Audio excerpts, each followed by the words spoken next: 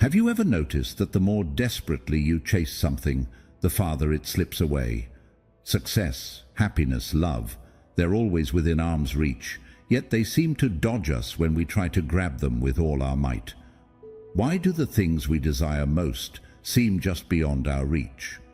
There's a profound Zen saying that might hold the answer. When you stop caring, results come. It's a paradox, isn't it? We're constantly told to push harder, strive more, and never stop chasing our dreams. But what if the secret to fulfillment isn't in holding on tighter, but in letting go? Think about it. Have you ever been so fixated on controlling every outcome that it left you stressed, frustrated, or burned out? Could it be that all this clinging is the very thing keeping you stuck? Here's the truth most of us miss. Attachment doesn't lead to freedom. It leads to suffering. But when you let go, you unlock something far more powerful: inner peace, clarity, and strangely enough, the results you've been chasing all along begin to flow into your life effortlessly. In this video, we'll uncover the transformative wisdom of Zen and Buddhism. You'll learn how releasing the need to control everything can lead to unparalleled freedom and joy. By the end, you'll realize that surrender isn't about giving up, it's about reclaiming your life. If you've ever felt trapped by your own expectations, this may be the one insight that changes everything. Let's dive in. Principle 1. Focus on what you can control. There's a beautiful story about a monk who spent years meditating by a tranquil river. One day, a traveler approached him, overwhelmed by life's chaos, work, relationships, the constant urge to control every detail. The monk listened and then said, "Do you see how the river flows? It doesn't stop for the rocks in its path. It flows around them. You must be like the river. Focus on what you can control and let go of the rest." This simple yet profound wisdom mirrors one of life's greatest truths. True freedom begins when we stop trying to control the uncontrollable. Buddhism teaches us that suffering arises from clinging to things we can't change: outcomes, people, or circumstances. The Buddha urged us to focus on our actions, attitudes, and the peace within. A philosopher summed this up beautifully. The chief task in life is to distinguish between what is up to us and what is not. Imagine how much lighter life would feel if you fully embraced this idea. Think back to a time when you felt stressed, perhaps a conflict at work where you felt unheard or unappreciated. How much energy did you waste trying to change someone else's behavior or control the outcome of that situation? Now ask yourself, what if you had instead focused on your own professionalism, composure, and grace? When we stop clinging to what doesn't belong to us, we regain the power to shape our own destiny. This practice isn't about being indifferent, it's about clarity. It's not that you stop caring entirely, but you stop caring about things that drain you unnecessarily. Focus on what you can influence: your mindset, your habits, and your responses. Like the river that flows around rocks, your energy becomes unstoppable when it's not wasted on resistance. Here's how to start. Identify your sphere of control. Reflect on what is truly within your power. Is it your effort? Your attitude? Start there. Release the rest. Acknowledge the things you can't change: others' opinions, the past, unpredictable events, and consciously let them go. Redirect your energy. Channel your focus into actions aligned with your values and goals. Ask yourself today, what weight am I carrying that isn't mine to hold? When you let go, you free yourself, and in that freedom, results flow naturally, just like the river finding its way to the ocean. Take one step today to release an attachment that's been holding you back. Principle 2. Embrace life's imperfections. A man once approached a Zen master, burdened by his failures. I try so hard to make everything perfect, he said, but nothing ever turns out the way I want it. The master smiled and handed him a cracked teacup. Drink, he said. The man paused, hesitating. It's imperfect, he replied. The master nodded, his eyes gentle. And yet, it still holds the tea. This simple exchange unveils a powerful truth. Perfection isn't the goal. Acceptance is. In Buddhist philosophy, suffering often arises from our resistance to reality, from our desire to force life into a mold that simply doesn't fit. We think, I'll be happy once everything is perfect, but perfection is a fleeting illusion, always just beyond our grasp. The Buddha taught that when we demand perfection, we invite frustration and suffering. Life is inherently imperfect, and therein lies its beauty. The seasons change, flowers bloom and wither, and even the moon, with all its craters, is still magnificent. Each moment with its flaws holds wisdom if we're open to it. Think back to the last time something didn't go as planned. Maybe a work project that didn't meet your expectations, or a relationship that went through a rough patch. How much time did you waste mourning what should have been, instead of finding the lessons in what was? The truth is, when we release the need for perfection, we create space for growth. Today, modern life often teaches us to fear mistakes, to see imperfections as failures. But Zen wisdom invites us to look at those cracks differently. They're not flaws, they're where the light enters. Imagine an artist who celebrates imperfections in their work. They find beauty in a crooked line or a smudged stroke. Life is no different. It's the imperfect moments that teach us resilience, creativity, and grace. Here's how to embrace imperfection in your life. Shift your perspective. When things don't go as planned, pause. Instead of asking, "Why did this happen?" ask, "What can I learn from this?" Mistakes aren't obstacles, they're stepping stones. Practice self-compassion. Stop punishing yourself for your flaws. Treat yourself with the same kindness you would offer a friend. Progress is more important than perfection. Find beauty in the flaws of life. Look for the hidden beauty in what's broken or unfinished, whether it's a chipped cup or an unexpected detour. Let these moments remind you of life's unique charm. Ask yourself, what am I resisting because it's not perfect? When you stop clinging to perfection, you unlock freedom. Suddenly, mistakes become opportunities, flaws transform into teachers, and life itself becomes richer. Just like the cracked teacup still holds tea, you, imperfect and real, are enough.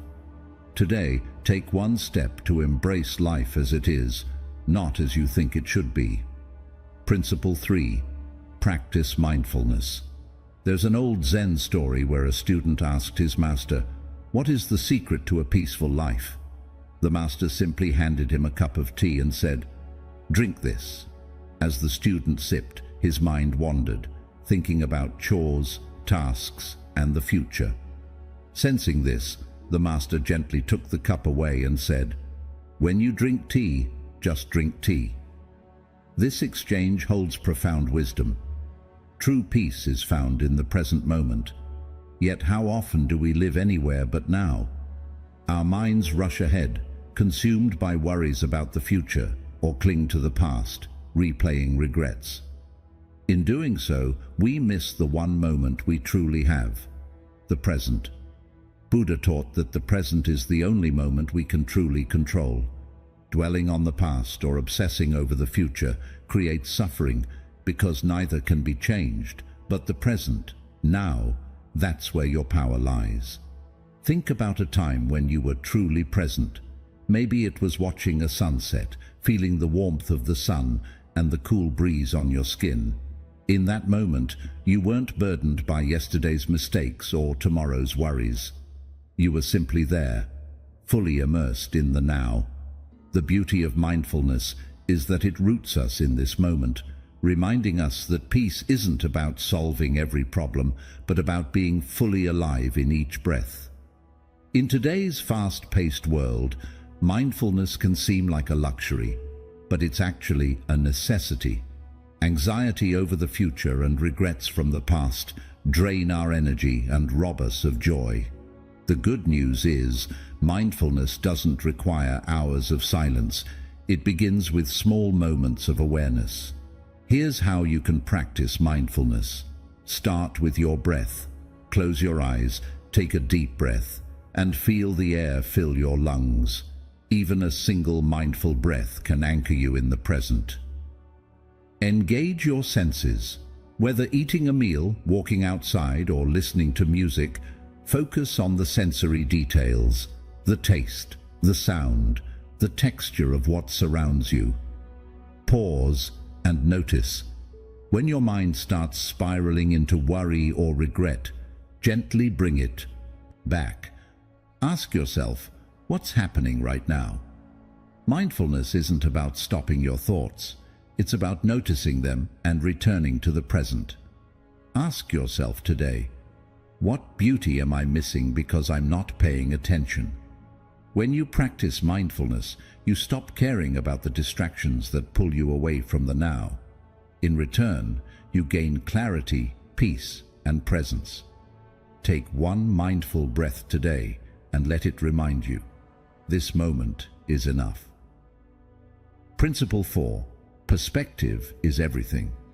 There's a Zen parable about a farmer whose horse ran away. His neighbors exclaimed, "What terrible luck!" The farmer, however, calmly replied, "Maybe." The next day the horse returned, bringing a wild stallion with it. The neighbors cheered, "What great fortune!" The farmer's response, "Maybe."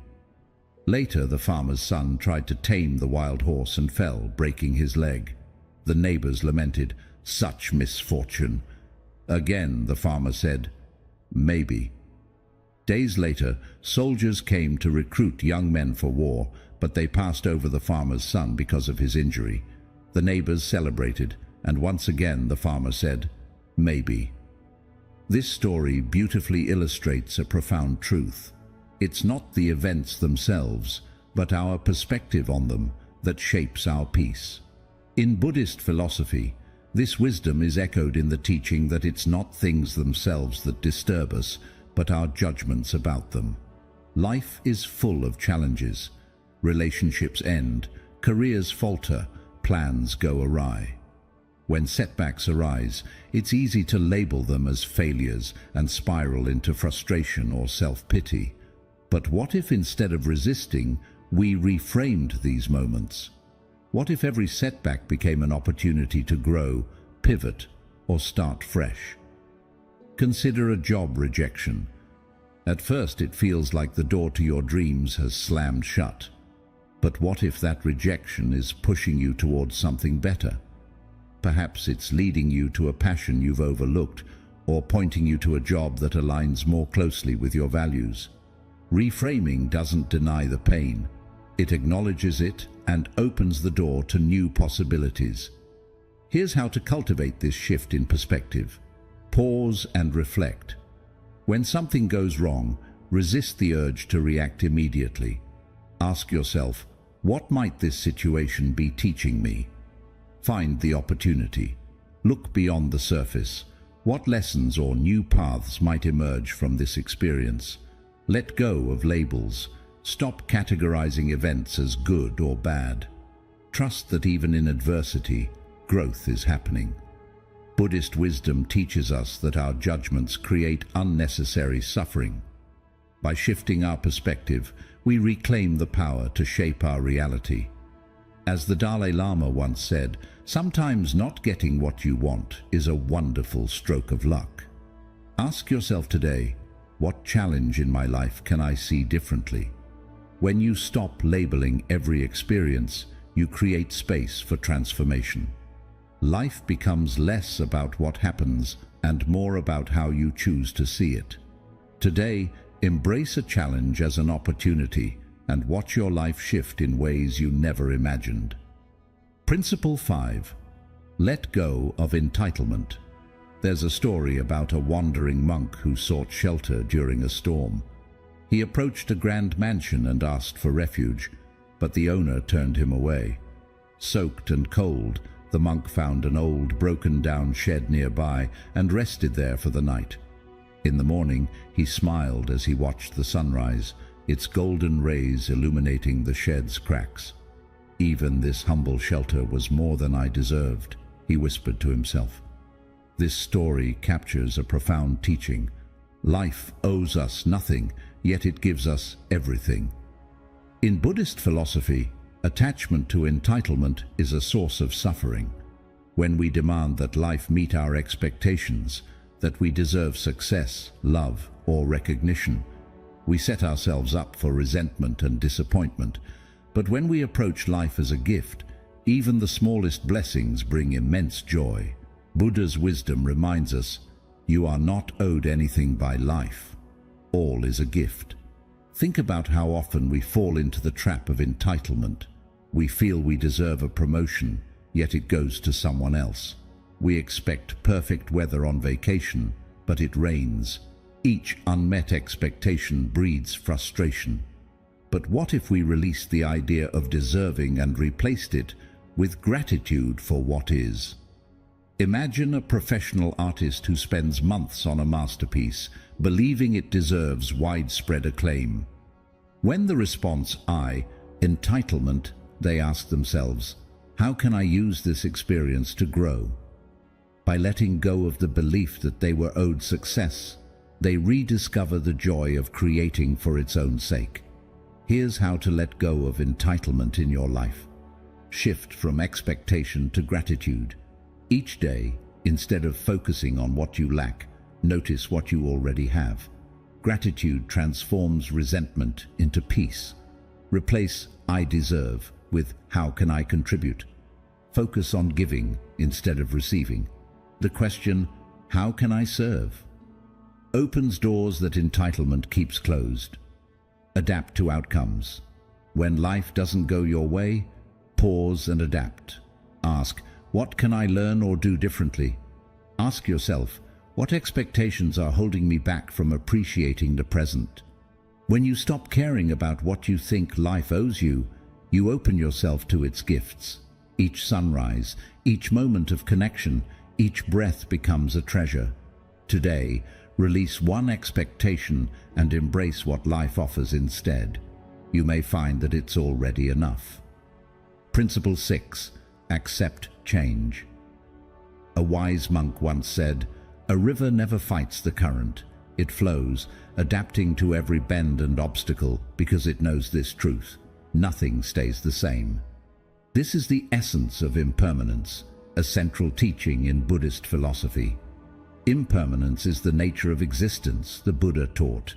And yet, we resist this truth, clinging tightly to what was or fearing what might come. Think about the seasons.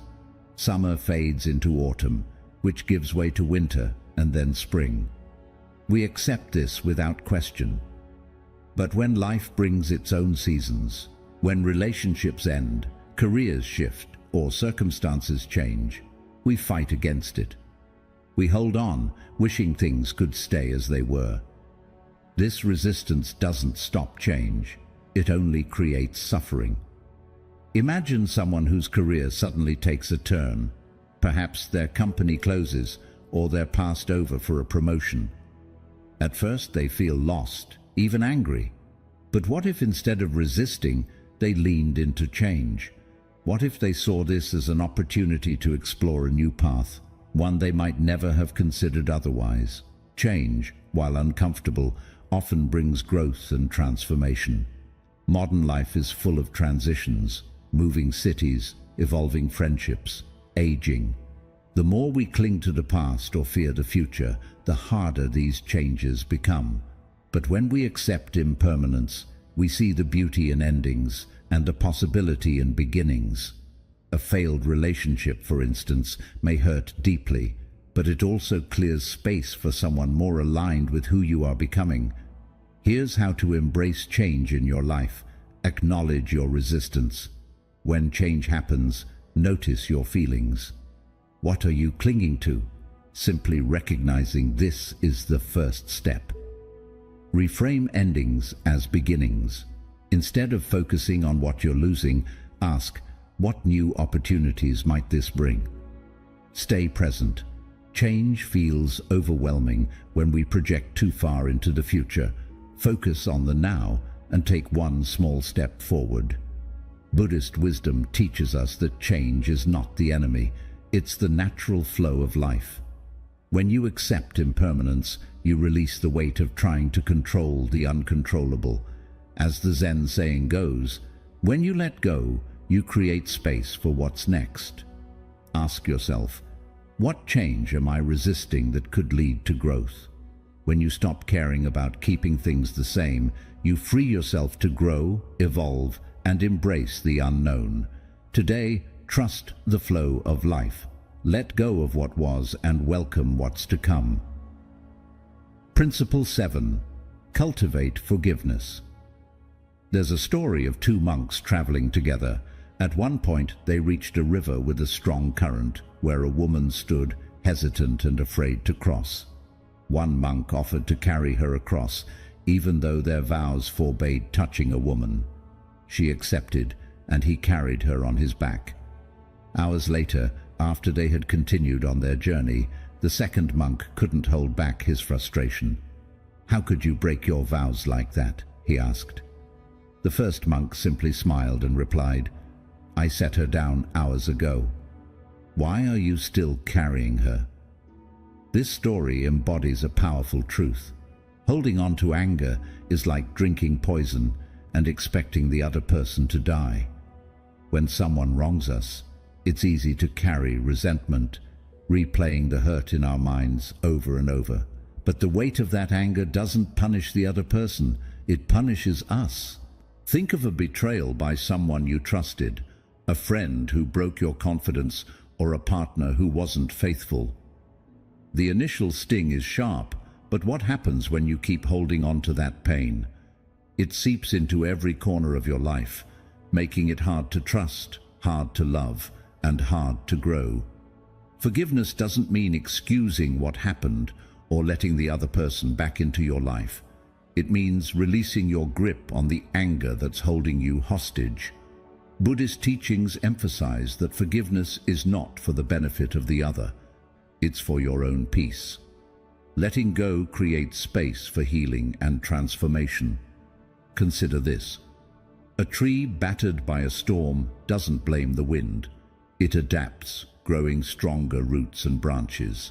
Similarly, your pain can become a source of growth if you let it. Here's how to cultivate forgiveness. Acknowledge the hurt.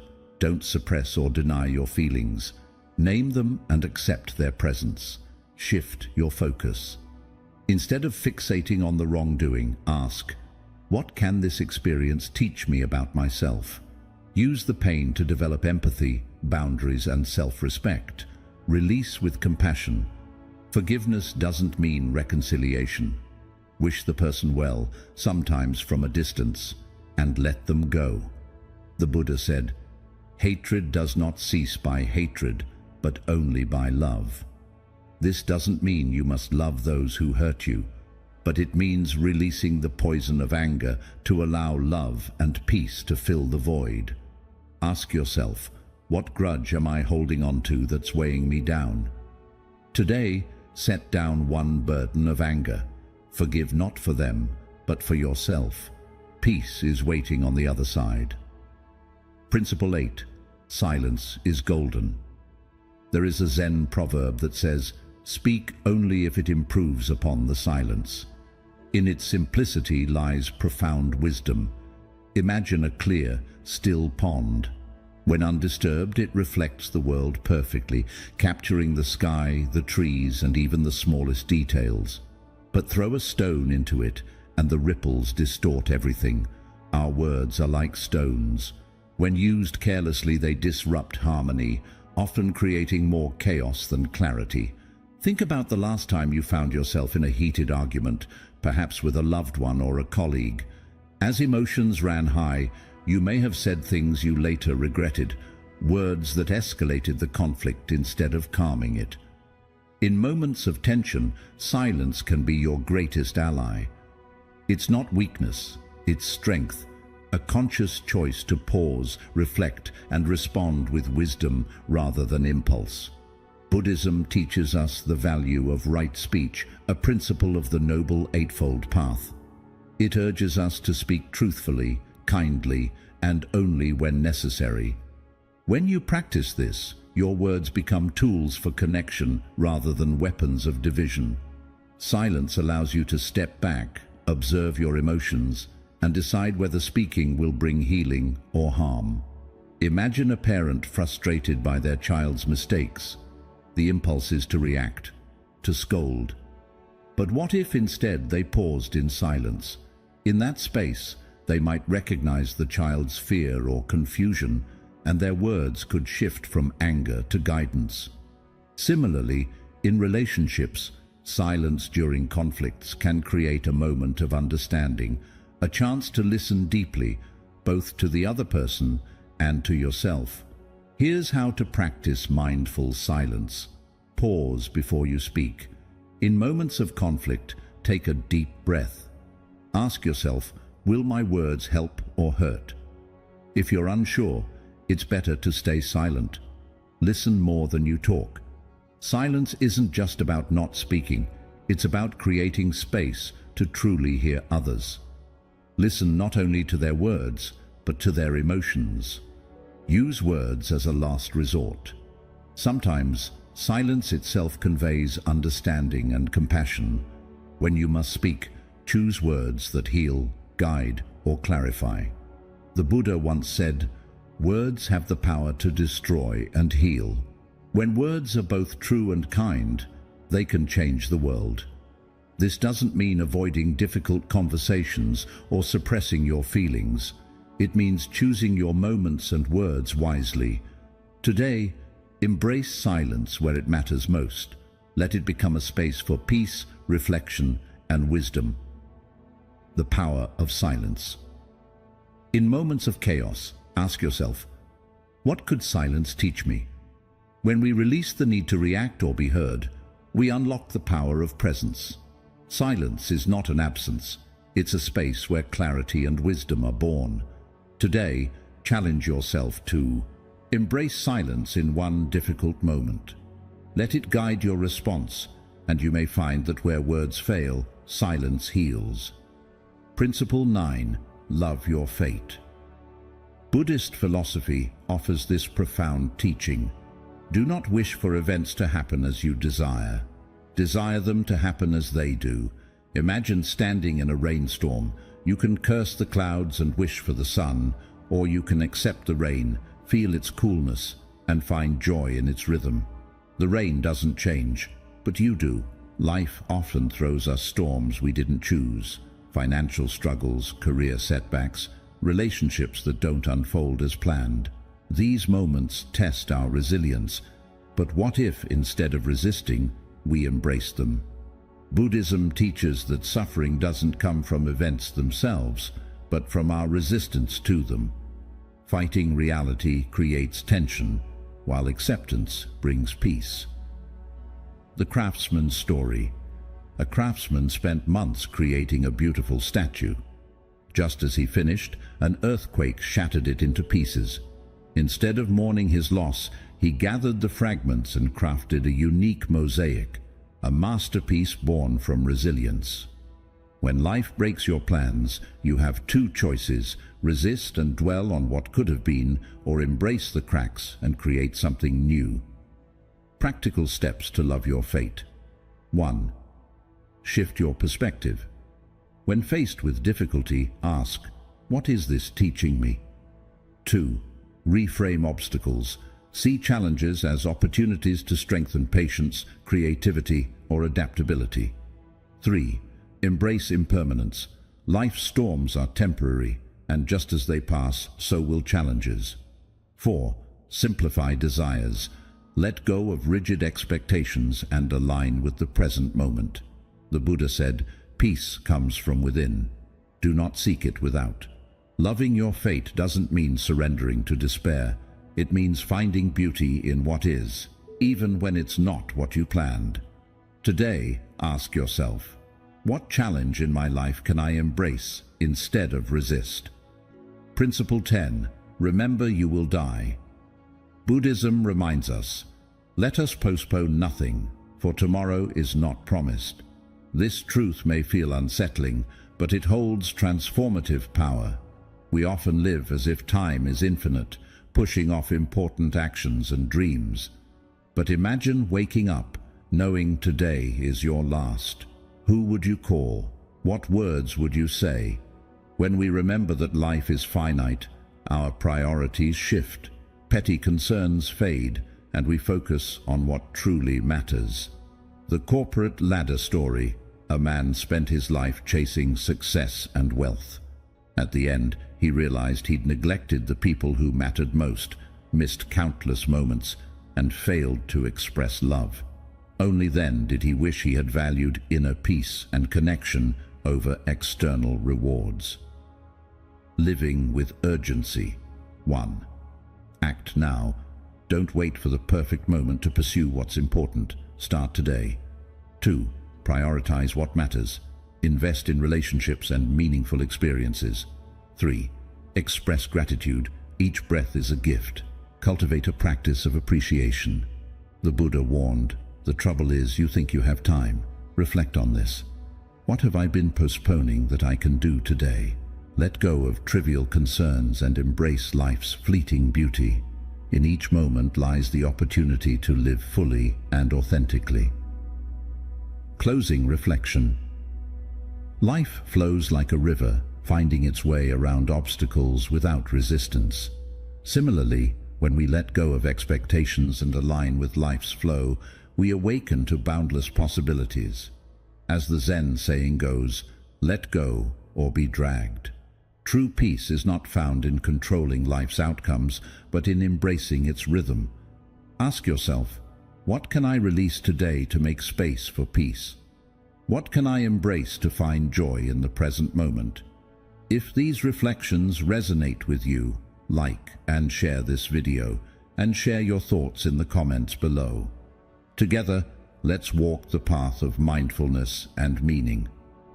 Remember you will die, a transformative truth. This might sound stark, even unsettling, but it holds a profound truth that can transform how we live. We tend to live as though time is infinite. We push off important conversations, actions, and dreams to a vague future, but the reality is that none of us know how many tomorrows we have left. Imagine waking up today, knowing it's your last. What would you do differently? Who would you call? What words would you say? What would you stop caring about? When we reflect on life's impermanence, our priorities come into sharp focus. The petty concerns, lingering anxieties, and small grievances we hold on to suddenly seem insignificant. Instead, what truly matters takes center stage. This principle, remember you will die, is not meant to induce fear or anxiety. It's a reminder to live with clarity, presence, and intention.